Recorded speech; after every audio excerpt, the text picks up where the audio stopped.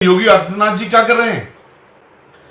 लखनऊ के अंदर जो हॉट स्पॉट्स हैं उनको चुन चुन करके मस्जिदों के नाम पर उनका नामकरण कर रहे हैं। पंजाब के अंदर नांदेड़ से कुछ श्रद्धालु लेके आएंगे। उन श्रद्धालुओं के बारे में रिपोर्ट्स एबीपी ये कहता है कि पंजाब के अंदर 45% कोरोना वायरस इन श्रद्धालुओं की वजह से फैले। तो मैं गुजारिश करूंगा ऑनरेबल प्राइम मिनिस्टर साहब से कि या तो इसमें एफआईआर रद्द करवाइए जो कि तबलीगी जमात के खिलाफ हुई है, या फिर वहां भी एफआईआर करवाने का ऑर्डर कीजिए वहां के चीफ मिनिस्टर साहब के खिलाफ पंजाब के, और जो आपकी यूनियन मिनिस्टर है उनको मिनिस्टर से निकालिए, और योगी साहब के खिलाफ भी आप मुकदमा दर्ज करवाइए। मैं ऑनरेबल प्राइम मिनिस्टर साहब से गुजारिश करता हूं। नॉर्थ ईस्ट दिल्ली में दंगे हुए, हमारा अपना मानना यह है कि दंगे हुए उन स्टेटमेंट की वजह से जो कपिल मिश्रा ने दिए, जो प्रवेश वर्मा ने दिए, जो अभय वर्मा ने दिए, और जो बीजेपी के लीडरान ने दिए। वो नारे गोली मारो सालों को बहुत सबको मालूम है कि आज जो मीडिया बदनाम करने का काम कर रही है ना, आतंकी कह रही है और तमाम तरह की भाषा का इस्तेमाल कर रही है, कल को जब ये बरी हो जाएंगे अगर, तो फिर इनकी इज्जत कैसे वापस करेंगे? कि इस मुकदमे में जितने भी लोग पकड़े जा रहे हैं, चूंकि सबका कानूनी अधिकार है अपने आप को डिफेंड करने का कोर्ट के अंदर, तो उन सबको वकील मुहैया आजाद समाज पार्टी करवाएगी।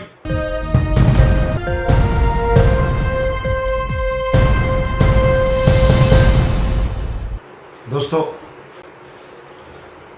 आज आपके सामने फिर से मैं हाजिर हुआ हूं। दरअसल मसला यह है कि ऑनरेबल प्राइम मिनिस्टर साहब अपने ट्वीट में कहते हैं कि कोविड-19 रिलीजन, रेस या कास्ट देख के नहीं आता है, और साथ में क्या कहते हैं कि हमारा कंडक्ट और हमारा बिहेवियर ऐसा होना चाहिए, उसकी प्राथमिकता ऐसी होनी चाहिए कंडक्ट और बिहेवियर की कि जिससे यूनिटी और ब्रदरहुड को बढ़ावा मिले। ये ऑनरेबल प्राइम मिनिस्टर साहब के ट्वीट है। जिस पार्टी से ऑनरेबल प्राइम मिनिस्टर साहब आते हैं, भारतीय जनता पार्टी, उन्हीं पार्टी के चीफ मिनिस्टर उत्तर प्रदेश के हैं mister Yogi Adityanath.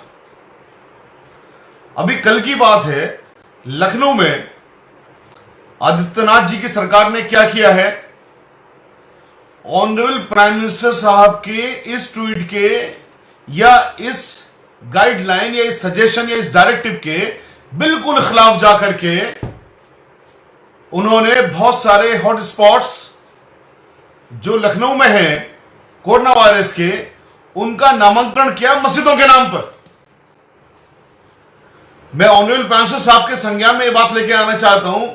Prime minister साहब, आपने कहा कि धर्म देख के नहीं आता है, आपने कहा हमारे कंडक्ट और हमारे जो बिहेवियर है उसकी प्राथमिकता यह होनी चाहिए कि ब्रदरहुड को बढ़ावा मिले, भाईचारे को बढ़ावा मिले, यूनिटी, हिंदू मुस्लिम यूनिटी, या हिंदू मुस्लिम जितने भी हमारे यहां मजहब है, क्रिश्चियंस, सिख, सबकी यूनिटी रहे। लेकिन योगी आदित्यनाथ जी क्या कर रहे हैं? लखनऊ के अंदर जो हॉट स्पॉट्स हैं उनको चुन चुन करके मस्जिदों के नाम पर उनका नामकरण कर रहे हैं। क्या उन मस्जिदों ने हॉट स्पॉट फैला दिया? क्या उन एरिया में खाली मस्जिदें हैं, मंदिर नहीं है? मैं आपको मिसाल के लिए बताता हूं। देखिए नाम क्या है, सदर बाजार का एरिया है। सदर बाजार के एरिया में कैंटोनमेंट एरिया भी उसके पास में लगता है, लेकिन उसका नामकरण क्या क्या क्या है इन्होंने हॉट स्पॉट का? मस्जिद अली जान। अब जो हॉट स्पॉट जाना जाएगा मस्जिद अली जान के नाम से जाना जाएगा, यानी कि मुसलमान जैसे कोरोना वायरस कैरियर हैं, मुसलमानी से कोरोना वायरस फैला रहे हैं। एक दूसरी जगह का नाम है वजीरगंज। वजीरगंज में भी सारे लोग रहते हैं। हमारे मुल्क की खूबसूरती यह है कि यहां पर सभी लोग रहते हैं, हिंदू मुस्लिम सिख ईसाई सब आपस में मिलकर रहते हैं, लेकिन इसका भी नामकरण कर दिया। नामकरण क्या किया योगी जी ने? मोहम्मदिया मस्जिद। एक तीसरा त्रिवेणी नगर, त्रिवेणी नगर का नाम कर दिया खजूर वाली मस्जिद। एक और फूलबाग, फूलबाग का नाम कर दिया है नजरबाग वाली मस्जिद।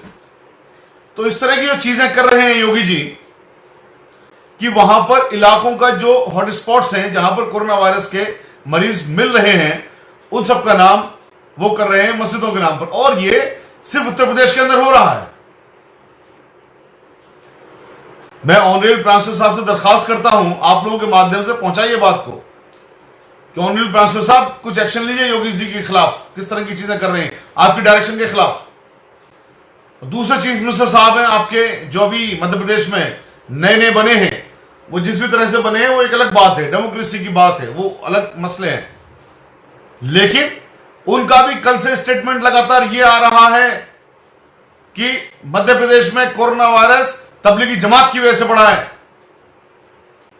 इन सब लोगों के मुंह में दही जम जाती है जब मसले होते हैं, कहीं पर श्रद्धालु आते हैं और वहां पर कोरोना वायरस पाए जाते हैं। मैं मिसाल के तौर पर भी 2 दिन पहले की बात बताता हूं आपको। पंजाब के अंदर नांदेड़ से कुछ श्रद्धालु लेके आए गए। उन श्रद्धालुओं के बारे में रिपोर्ट्स एबीपी यह कहता है कि पंजाब के अंदर 45% कोरोना वायरस इन श्रद्धालुओं की वजह से फैले। हम ये बात नहीं मानते हैं, हम मानते हैं बीमारी है, बीमारी एक होगी, उसका इलाज करिए। एबीपी न्यूज कहता है कि जो पंजाब के अंदर श्रद्धालु आए नांदेड़ से, उसमें 45% जो पंजाब का कोरोना वायरस पेशेंट्स का जो टैली बढ़ाई है 45%, उसमें ये लोग जिम्मेदार हैं। कौन लोग जिम्मेदार हैं? ये नांदेड़ से जो श्रद्धालु आए, हमारे सिख भाई आए। तो इसका मतलब यह है कि अगर सेम आप पैटर्न पे चलें और सेम जो एक्शन है, देखिए एक्शन तो हमारे देश में सभी के लिए समान है ना, भारत का कॉन्स्टिट्यूशन तो सबके लिए बराबर है। वो हिंदू के लिए बराबर है, मुसलमान के लिए बराबर है, वो सिख के लिए बराबर है, वो क्रिश्चियन के लिए बराबर है। अगर हम उसी वाली एनालॉजी पे चलें तो तबलीगी जमात में आपने मौलाना साहब के खिलाफ मुकदमा किया, साहब तबलीगी जमात में मिले, तो नांदेड़ से इनको पंजाब में जो लेके आया गया, कोरोना वायरस के जो कैरियर्स को लेके आया गया, वो कैप्टन अमरिंदर साहब लेके आए, या जो यूनियन मिनिस्टर हैं, इनका क्या नाम है, हरसिमरत कौर बादल जी लेके आए। तो क्या इनके खिलाफ भी मुकदमा करेंगे आप क्रिमिनल? चूंकि इनके खिलाफ कोई मुकदमा नहीं हो सकता है, दरअसल बीमारी कोई पैदा नहीं कर रहा है, बीमारी जानबूझकर को बढ़ा भी नहीं रहा है, ये एक एक्ट ऑफ गॉड है। तो फिर तबलीगी जमात को निशाना क्यों बनाया गया है, या तबलीगी जमात के जो लोग हैं जितने जुड़े हुए हैं उनको क्यों निशाना बनाया गया है? और अगर तबलीगी जमात को सही तरीके से निशाना बनाया जा रहा है तो फिर इन लोगों को क्यों छोड़ा जा रहा है? एक ही मुल्क में 2 कानून थोड़े ना चलेंगे, और वो भी धर्म के आधार पर। तो यहां भी मैं ऑनरेबल प्राइम मिनिस्टर साहब का जो ट्वीट है कि वो धर्म, जाति या बाउंड्री या कास्ट देख के नहीं आ रहा है, और यहां पर हमारा कंडक्ट और हमारा बिहेवियर, हमारी यूनिटी और हमारे भाईचारे को बढ़ावा देने वाला होना चाहिए। तो मैं गुजारिश करूंगा ऑनरेबल प्राइम मिनिस्टर साहब से कि या तो इसमें एफआईआर रद्द करवाइए जो तबलीगी जमात के खिलाफ हुई है, या फिर वहां भी एफआईआर करवाने का ऑर्डर कीजिए वहां के चीफ मिनिस्टर साहब के खिलाफ पंजाब के, और जो आपकी यूनियन मिनिस्टर है उनको मिनिस्टर से निकालिए, और योगी साहब के खिलाफ भी आप मुकदमा दर्ज करवाइए। मैं ऑनरेबल प्राइम मिनिस्टर साहब से गुजारिश करता हूं। नामांकन किस बेस पर कराया जा रहा है? दोस्तों, दूसरा पहलू है दिल्ली में जो लगातार गिरफ्तारियां हो रही हैं इस कोविड-19 के वक्त में। वो एक कानून है जो 2 अगस्त 2019 को 2 सेक्शंस में अमेंडमेंट किया गया। यूएपीए कानून को अमेंड किया गया 2 अगस्त 2019 को, जिसमें यह कहा गया कि साहब पहले तो एसोसिएशन ही हो सकती थी सिर्फ टेररिस्ट की जमात, अब कोई एक इंडिविजुअल भी टेररिस्ट को हम शामिल कर सकते हैं। सेक्शन 35 में कोई रीजन बताने की जरूरत नहीं है पुलिस को। और इस अमेंडमेंट को, चूंकि यह अमेंडमेंट बहुत घातक है हमारी डेमोक्रेसी के लिए, यहां पर एक अंदेशा यह है कि सब डिसेंट की आवाज को दबाने के लिए इसका मिसयूज ना किया जाए, इसलिए इसके खिलाफ 2 पिटीशंस ऑनरेबल सुप्रीम कोर्ट में फाइल हुई। एक पिटीशन फाइल की association for protection of civil rights यानी एपीसीआर ने, और एक पिटीशन फाइल करी अवस्थी जी ने, सजल अवस्थी ने सुप्रीम कोर्ट में, और इस कानून को चैलेंज किया यह कहकर कि यह कानून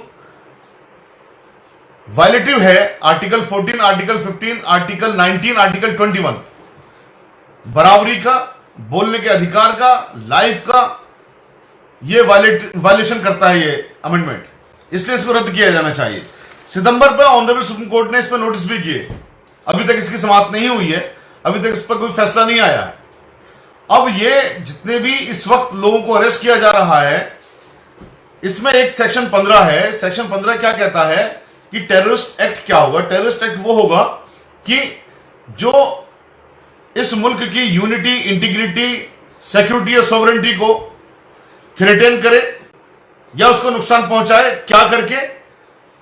बम ब्लास्ट करके या बम से या किसी और तरीके से, उसमें बहुत सारे उसकी डेफिनेशंस को दिया गया है, कोई एक्सप्लोसिव के जरिए। अब चूंकि इन्वेस्टिगेशंस की चीजें, उसका समाधान यहां पे नहीं हो सकता है, लाइव के जरिए नहीं हो सकता है, वो ऑनरेबल कोर्ट में होगा। यहां पर यह बताने का मेरा मकसद यह है कि इस वक्त में जो गिरफ्तारियां हो रही हैं और जो एक शोर मच रहा है लोगों के अंदर कि साहब ये सीए प्रोटेस्टर्स को गिरफ्तार किया गया है और ये गलत तरीके से गिरफ्तार किया जा रहा है, आप यकीन रखिए अगर इनके खिलाफ कोई सबूत नहीं आता है तो ऑनरेबल कोर्ट इनको जरूर छोड़ेंगी। आपको कानून के ऊपर भरोसा होना चाहिए, आप यकीन रखिए। देखिए, सब चीजें आपकी मर्जी से हो ऐसा नहीं होता है। सीए प्रोटेस्ट चले हैं, खूब तगड़े करके चले हैं, गवर्नमेंट को झुकाने की कोशिश की गई, गवर्नमेंट झुकी भी, कई जगह पीछे भी हटी। नॉर्थ ईस्ट दिल्ली में दंगे हुए, हमारा अपना मानना यह है कि दंगे हुए उन स्टेटमेंट की वजह से जो कपिल मिश्रा ने दिए, जो प्रवेश वर्मा ने दिए, जो अभय वर्मा ने दिए और जो बीजेपी के लीडरान ने दिए, वो नारे गोली मारो सालों को बहुत सबको मालूम है। लेकिन इस वक्त में जो इन्वेस्टिगेशन हो रही है, वो इन्वेस्टिगेशन हो रही है कि वो नॉर्थ ईस्ट के दंगे का लिंक कहीं इन लोगों से तो नहीं है जिनको गिरफ्तार किया गया है, जिसमें 2 स्टूडेंट हैं, मीरान हैदर और सरूफ अजहर। सरूफ अजहर प्रेग्नेंट भी है, 3 महीने की उनको प्रेगनेंसी है। और एक जामिया ओल्ड बॉयज एसोसिएशन के प्रेसिडेंट को पकड़ा गया है, शिफाउर रहमान। दोस्तों, मेरा कहना यह है कि कानून में भरोसा रखिए। अगर ये लोग बेगुनाह हैं तो इंशाअल्लाह ये बिल्कुल बाइज्जत बरी होकर आएंगे। पुलिस उनको बरी करेगी, पुलिस ने करेगी तो ऑनरेबल कोर्ट बैठी है। कानून पर भरोसा रखिए, आप लोग कानून पर भरोसा रखिए। मैं बार बार कह रहा हूं, कानून पर भरोसा रखिए। कानून हमारा बहुत तगड़ा है, बहुत ताकतवर है कानून हमारा, और ये कानून की वजह है जो इतने सारे लोग बरी भी होते हैं।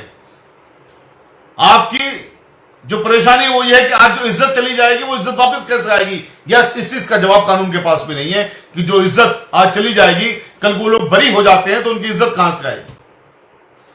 यही बात हमने मौलाना साहब के मसले में भी कही कि आज जो मीडिया बदनाम करने का काम कर रही है ना, आतंकी कह रही है और तमाम तरह की भाषा का इस्तेमाल कर रही है, कल को जब ये बरी हो जाएंगे अगर, तो फिर इनकी इज्जत कैसे वापस करेंगे?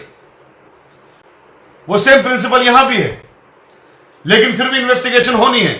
इन्वेस्टिगेशन को ऑनरेबल सुप्रीम कोर्ट भी नहीं रोक सकती है।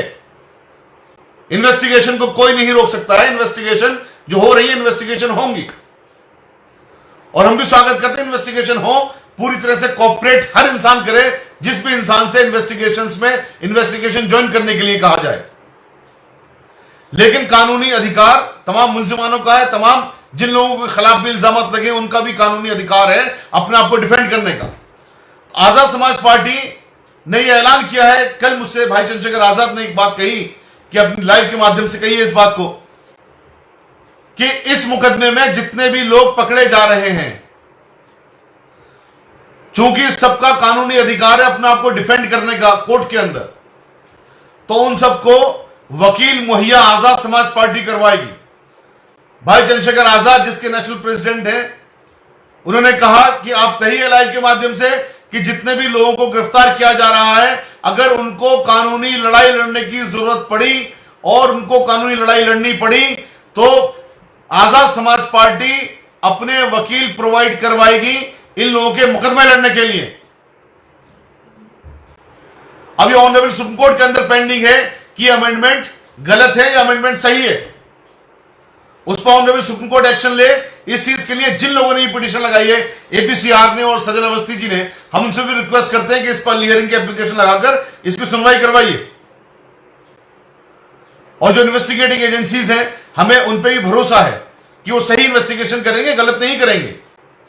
दबाव चाहे कितना ही पॉलिटिकल क्यों ना हो, लेकिन सब लोग इंसान ही हैं। सरकारें आती हैं, सरकारें जाती हैं। तो इसलिए मेरी गुजारिश सबसे है कि सब अपने धैर्य से काम लें, हिम्मतों से काम लें, हिम्मतों को ना छोड़ें अपनी को। इस मुल्क में संविधान सबसे ऊपर है। बाबा साहेब ने जो संविधान दिया है, उस संविधान को अपना लीजिए, अपने अमल में ले आइए। वो संविधान ही ताकत देता है आपको और हमें। वो संविधान ही ताकत दे रहा है कि मैं आपके सामने मुखातिब अपनी बात कह रहा हूं, और वो संविधान ही ताकत देता है। और देखिए, इस मुल्क की इन्वेस्टिगेटिंग एजेंसीज, इस मुल्क का जितना भी सिस्टम है, मैं बार बार जो कहता हूं कि वो बेहद अच्छा है। कभी कभी कुछ चीजें खराब लोगों के हाथ में आ जाती हैं, इसका मतलब सिस्टम खराब नहीं हो जाता है। इसलिए आप भरोसा रखिए, इंशाल्लाह अच्छा होगा और इसमें जीत आखिर में सच की ही होगी। शुक्रिया। अस्सलाम वालेकुम।